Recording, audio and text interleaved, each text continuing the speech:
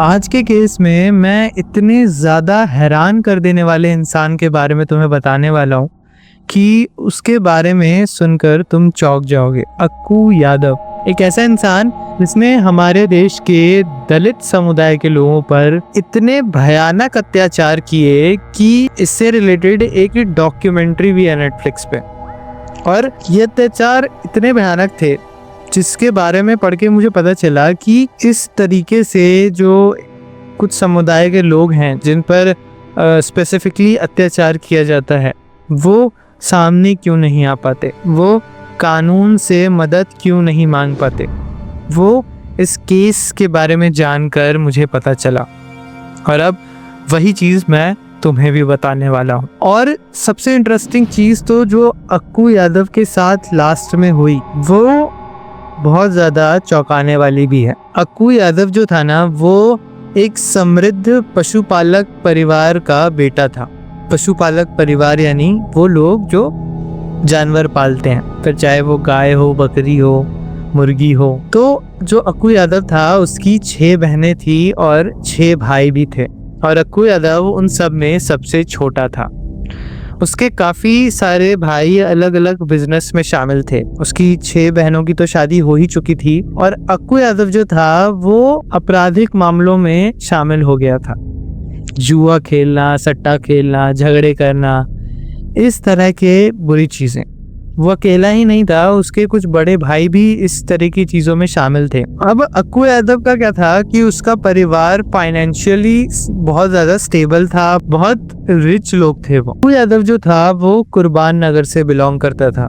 इस नगर में ज़्यादातर लोग दलित समुदाय के थे और अक्कू यादव क्योंकि फाइनेंशियली बहुत ज़्यादा स्ट्रांग था वो दलित समुदाय के लोगों पर काफ़ी ज़्यादा अत्याचार करता था। अक्कू यादव पहले तो कुछ हद तक कंट्रोल में भी था, लेकिन उसके पिता की मृत्यु के बाद तो जैसे उसे पंख मिल गए हों। अब वो बेधड़क क्राइम करता था, कोई रोक टोक नहीं, ना ही उसे पुलिस का कोई डर था। और क्यों हो पुलिस का डर? क्योंकि पुलिस भी उसे सपोर्ट करती थी। उसके जो सारे कारनामे थे, ड्रग सप्लाई करना, बंदूकें, इस सब में पुलिस उसे फुल सपोर्ट देती थी। और अक्कू यादव बिना किसी रोक टोक के, बिना किसी डर के इन सारे क्राइम्स को अंजाम देता था। स्पेसिफिकली अक्कू यादव और उसकी गैंग ने ना मिलकर कुर्बान नगर के दलित लोगों को टारगेट किया। उनके घर लूटपाट करना, उनकी दुकानें लूट लेना, इस तरह के काम करने लग गए वो लोग। कई लोग तो ऐसे थे जिनकी दुकान से अक्कू या उसके गैंग के लोग दिन दहाड़े कुछ भी सामान लेके जाते थे और पैसे भी नहीं देते थे उन्हें, और ये बेचारे लोग कुछ कर भी नहीं सकते थे। क्यों? क्योंकि जब ये पुलिस के पास अपनी रिपोर्ट लेके जाते थे कि अपनी दुख दर्द, अपनी पीड़ा बताने जाते थे, तो पुलिस उल्टा उन्हीं लोगों को मोलेस्ट करती थी। पुलिस उनसे ही कहती थी कि तुम में ही कोई गलती है, तुमने ही कुछ किया होगा, और उन्हीं परेशान करती थी।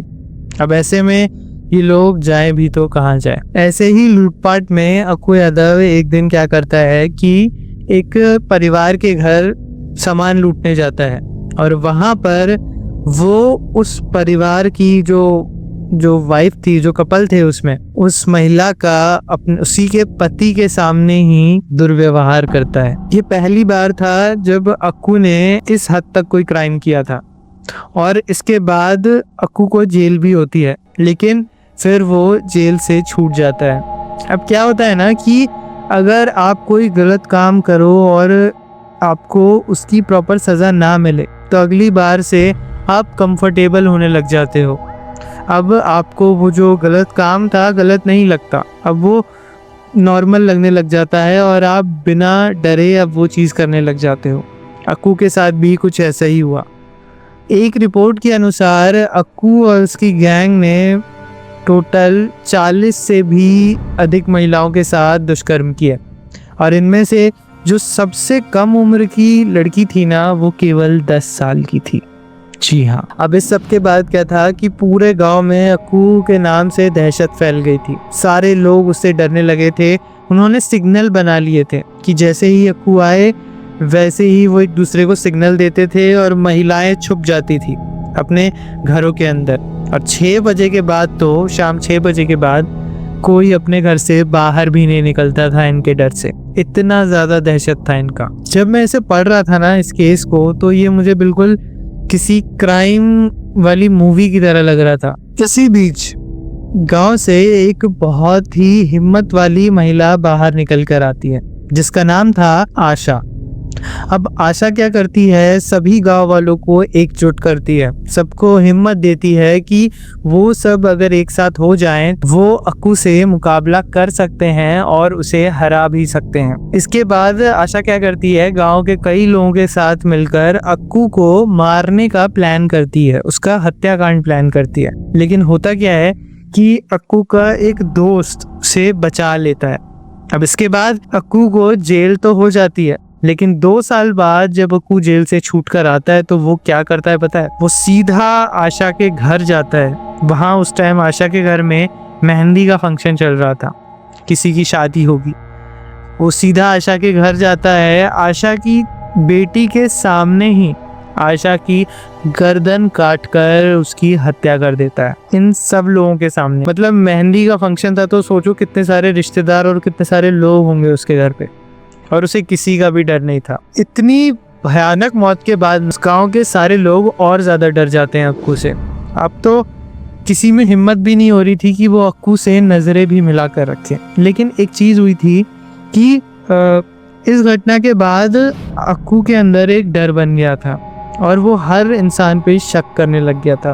और जो मैंने बताया ना कि अक्कू के एक दोस्त ने आशा ने जो मर्डर प्लान किया था अक्कू का, तो उससे उसके दोस्त ने अक्कू को बचाया था। अक्कू अपने उसी दोस्त को बीच चौराहे पर चाकू से मार देता है, मार कर जान से मार देता है।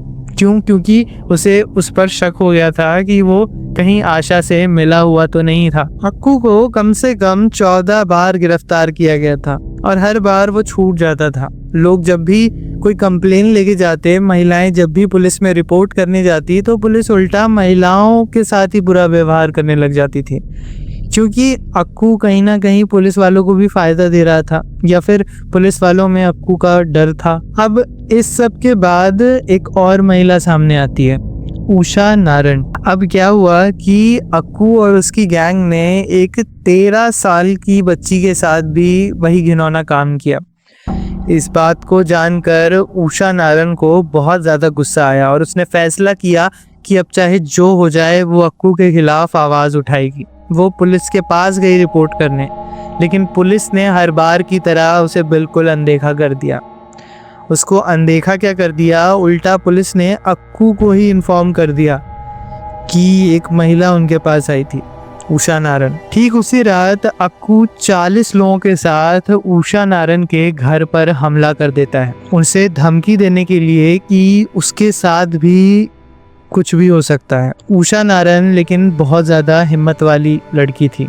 उसने क्या किया, उसने दरवाजे बंद कर लिए, उसने सिलेंडर की पाइप काटी और गैस को हवा में लीक किया। और उषा ने डटकर उन सभी गुंडों को कहा कि अगर हिम्मत है तो अंदर आओ, मैं अपने साथ तुम सबको उड़ा दूंगी। गैस की स्मेल सूंघते ही वो सारे जो गुंडे थे ना, वो उल्टे पांव वहां से भाग गए। पूरे गांव में जैसे एक हिम्मत सी आ गई थी, क्योंकि पूरे गांव वालों को ये बात समझ में आ गई थी कि ये जो बंदूकें लिए गुंडे घूमते हैं, इनमें जरा भी हिम्मत नहीं है। एक लड़की ने जब अकेले 40 गुंडों को भगा दिया, तो वो सारे गांव वाले एक साथ मिलकर इस अक्कू को खत्म क्यों नहीं कर सकते। सारे गांव वाले एकजुट हो जाते हैं और बहुत बड़े पैमाने पर हिंसा हो जाती है। इस सब के बाद अक्कू बहुत ज़्यादा घबरा जाता है। अपनी जान बचाने के लिए अक्कू खुद ही पुलिस में जाकर सरेंडर कर देता है। 7 अगस्त साल 2014 को जब अक्कू को कोर्ट में पेश किया गया था, तो वो कोर्ट के अंदर जज के सामने ही धमकी देते हुए बोलता है कि मैं बाहर आऊँगा तो एक एक औरत से बदला लूँगा, इन सबको देख लूँगा।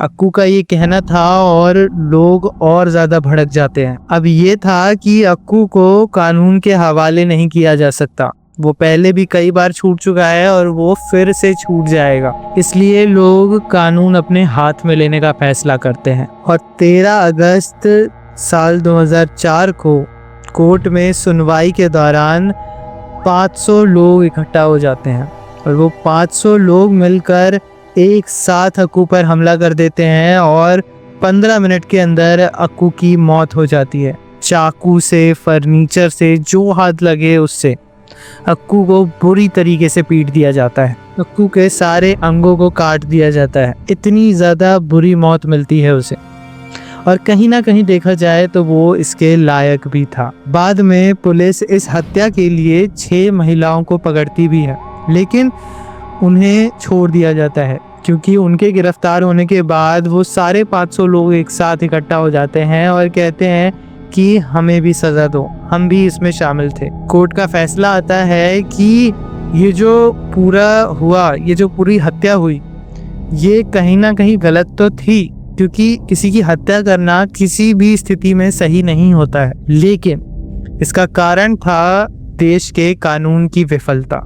अगर कानून ने अपना काम ठीक से किया होता, पुलिस ने अपना काम ठीक से किया होता, तो लोग कभी इस हद तक आगे बढ़ के कानून अपने हाथ में लेते ही नहीं। दोस्तों, ये कहानी ना किसी फिल्मी स्टोरी की तरह लग रही है, लेकिन ये बिल्कुल सच्ची घटना पर आधारित है। ये कहानी केवल अक्कू यादव की नहीं है, ये कहानी है उस पीड़ित समाज की जिसे वर्षों तक कानून ने नज़रअंदाज किया, सरकार ने नज़रअंदाज किया, और बाद में वो पूरा जो समाज था लोगों का एकजुट हुआ और उसने कानून को अपने हाथ में लिया और अपनी मुसीबतों से खुद ही छुटकारा पाया। आप इस चीज़ से कितना सहमत हैं कि वो लोगों ने सही किया या नहीं? मुझे तो लगता है कि लोगों ने बिल्कुल ठीक किया। इस तरह के बुरे इंसान के साथ तो इससे भी बुरी तरीके से व्यवहार करना चाहिए। आपकी क्या राय है इस मामले में? कमेंट करके ज़रूर बताएं। मैं हूं सुधांशु चौधरी और ये थी एक वीडियो अक्कू यादव केस से रिलेटेड। अगर आपको इसी तरह की वीडियोस और चाहिए तो कमेंट करके ज़रूर बताएं। जय हिंद।